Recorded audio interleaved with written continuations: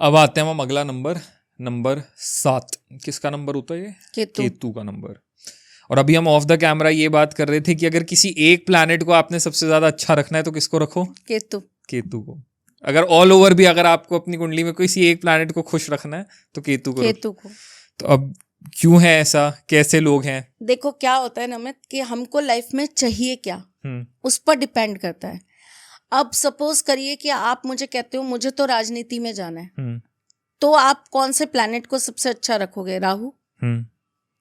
आप मुझे ये कहते हो मुझे तो सोशल मीडिया पे फेमस होना है, राहु शुक्र। आप मुझे ये कहते हो मुझे तो लाइफ के अंदर पैसा ही पैसा चाहिए, तो आप कौन से प्लैनेट की बात करोगे? आप बात करोगे शुक्र विद शनि।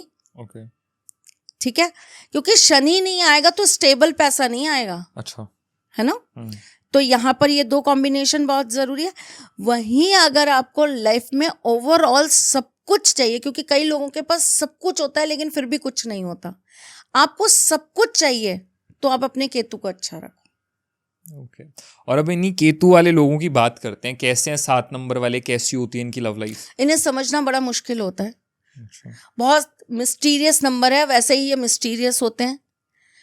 इनके अंदर कोई छल कपट इस तरह की चीजें नहीं होती, लेकिन लोग इनके बारे में धारणाएं बहुत अलग अलग तरह की बनाते हैं। ये होते कुछ है, दिखते कुछ है और करते कुछ है। ठीक है।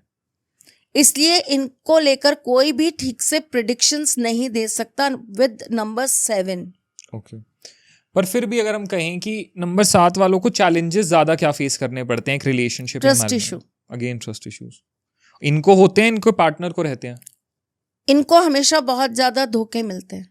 तो उसके बाद तो फिर ट्रस्ट इश्यूज आने लाजमी है कि जो धोखे मिले उसके बाद कोई सही इंसान भी आएगा तो वो ये दूध का जला तो छाछ भी फूक के पिएगा। लेकिन 7 नंबर वाले दिल के बहुत साफ होते हैं। ठीक है। बहुत क्लियर हार्टेड होते हैं, इसीलिए शायद जबान के भी साफ होते हैं। अच्छा, इनकी जबान आपको साफ मिलेगी? बहुत ज्यादा साफ मिलेगी, इसीलिए लोगों के साथ इनकी थोड़ी सी बनती नहीं है। अच्छा, कि जो है कोरे ही हैं, मतलब कुछ छुपा, बहुत कोरे हैं, छल कपट नहीं है, जो मन में वही जुबान पे। बहुत ज्यादा। और अगर खास करके उसमें मैं बात करूं तो 7 नंबर जो सिंगल 7 है वो फिर भी थोड़ा ठीक है कि उनके साथ थोड़ा सा बैलेंस करना उनको आ जाता है। लेकिन यहीं अगर मैं नंबर 16 की बात करूं या नंबर 25 की बात करूं तो ये तो बहुत कोरे होते हैं, बहुत ज्यादा कोरे होते हैं। मतलब जो मन में होगा सामने मिलेगा आपको फिर। बिल्कुल मिलेगा, बिल्कुल मिलेगा। तो पर बड़े जिसे कहते हैं ना, बड़े अच्छे भोले सीधे साधु टाइप के लोग होते हैं जी। कि अपनी दुनिया में मगन है, अपनी चीजों में मगन है जी। लेकिन ये वो लोग हैं जो कहते हैं ना कि जब तक आप जबरदस्ती छेड़ोगे नहीं तब तक ये छिड़ेंगे नहीं, लेकिन छिड़ गए तो फिर छोड़ेंगे नहीं। ये वो हैं। 7 नंबर को छेड़ो मत, संभल के चलो, 7 से थोड़ा हल्के में नहीं कि हल्के में नहीं, मतलब ये मत लो कि ये किसी काम के नहीं है, बड़े काम के हैं भाई। तो अगर सिंगल डिजिट 7 की बात करें, बेस्ट मैच कौन है? ऑलमोस्ट सभी के साथ इनका अच्छा ट्यूनिंग बैठता है। हाँ, क्योंकि हमने नोटिस किया पीछे कि 7 बहुतों के साथ अच्छा है। 7 बहुतों के साथ मैच हो जाता है, बहुतों के साथ कोअप कर लेता है।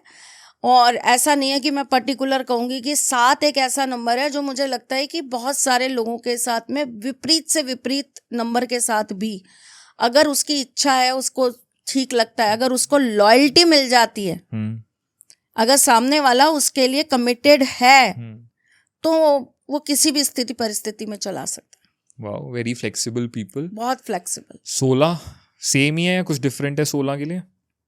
16 फिर भी अगर मैं बात करूं तो 16 के लिए ओनली नंबर 1 सूर्य, क्योंकि 16 हुआ सूर्य प्लस शुक्र, तो सूर्य कर जाएगा वहां पे काम, बहुत काम कर जाएगा। और अगर हम बात करें 25 की, 25 वाले भी ऑलमोस्ट सबके साथ चल जाते हैं। जैसे मैंने बोला 25-28 का कॉम्बिनेशन बहुत अच्छा है, 25-19 का कॉम्बिनेशन बहुत अच्छा होता है, 25-12 का कॉम्बिनेशन बहुत अच्छा हो जाता है। तो 25 वाले भी ऑलमोस्ट सबके साथ चल जाते हैं।